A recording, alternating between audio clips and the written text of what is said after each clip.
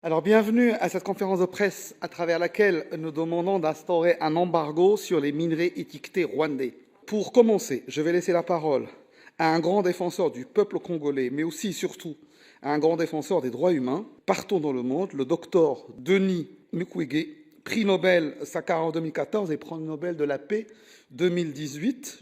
Mesdames et messieurs, je vais donner quelques chiffres. 800 000 dollars américains, c'est les revenus mensuels générés par le groupe armé M23 grâce à l'exploitation illégale des ressources de la zone minière seulement des Rubaya.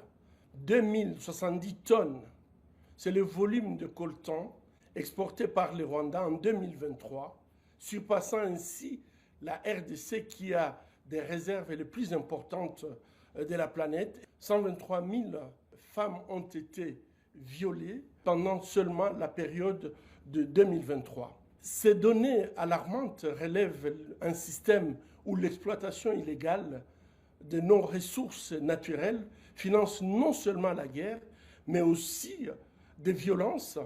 Le deuxième intervenant est David Maïnda Kitoko, président fondateur de l'association Génération Lumière, qui lutte contre l'extrémisme pour la paix et pour la paix en RDC. Venons aux faits.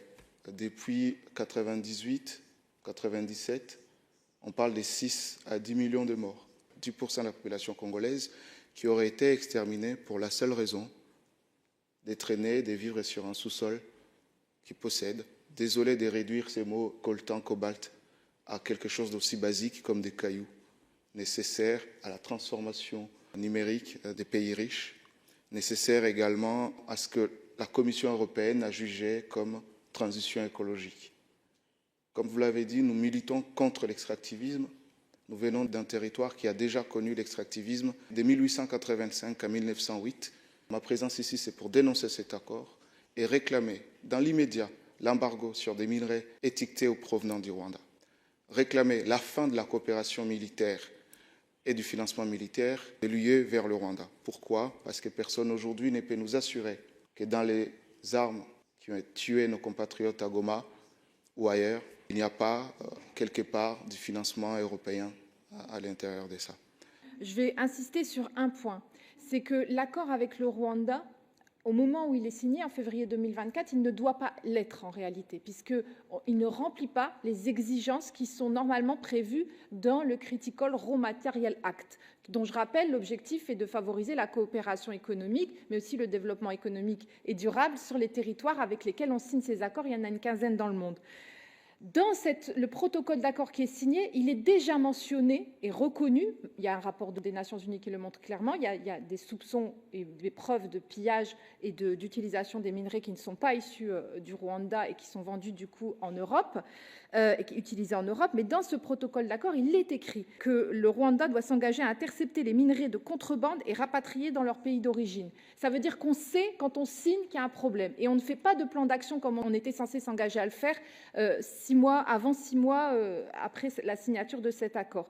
C'est pour ça que on sait qu'il y a une situation sur laquelle déjà on était inquiet, on avait engagé des investigations et aujourd'hui il y a urgence à ce qu'il y ait un embargo, à ce qu'il y ait la suspension des protocoles d'accord. Il y a d'autres choses qui doivent venir, notamment sur les financements de maintien de la paix, où on ne sait pas si ces 20 millions d'euros que l'Europe donne au Rwanda, où vont-ils et ce qui ne sont pas utilisés dans ce conflit. Donc il y a urgence à agir aujourd'hui. Pour nous, on a demandé ça à la Commission. Ce sera voté, on l'espère, demain en plénière. Et moi, je crois que votre mobilisation aussi nous est très utile pour documenter la situation et continuer à mener cette pression. Il y a également la question de tous les instruments d'aide au développement, comme le Global Gateway, qui est signé aussi avec le Rwanda. Et il y a cette question du financement du maintien de la paix. Donc pour nous, c'est tous ces instruments-là qu'on doit questionner pour faire en sorte de faire pression sur l'État rwandais pour qu'il n'y ait pas d'escalade guerrière sur ces territoires. Merci à vous. Et évidemment, on va continuer à nous mobiliser pour que la réaction de l'Union européenne soit à la hauteur de la situation.